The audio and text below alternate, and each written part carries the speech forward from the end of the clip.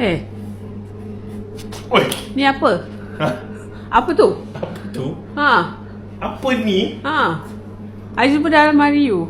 Yelah. You simpan beg perempuan mana? Beg perempuan.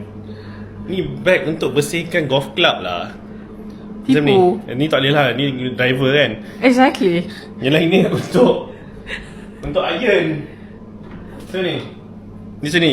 Masuk dalam ni. Lepas tu bersih. Ya je.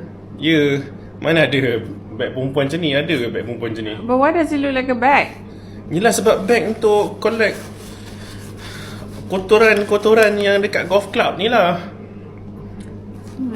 And then kenapa you tak almari you? Sebab kadang-kadang I guna towel. Dia ni beli ni dapat towel ni kali. So kadang-kadang guna towel. Kadang-kadang I bawa benda ni. Depends lah. Kalau kita main kat Kinrara, Sogi, kita bawa benda ni. Kalau kita main kat LGCC, West Coast, tak Sogi sangat, tak payah bawa.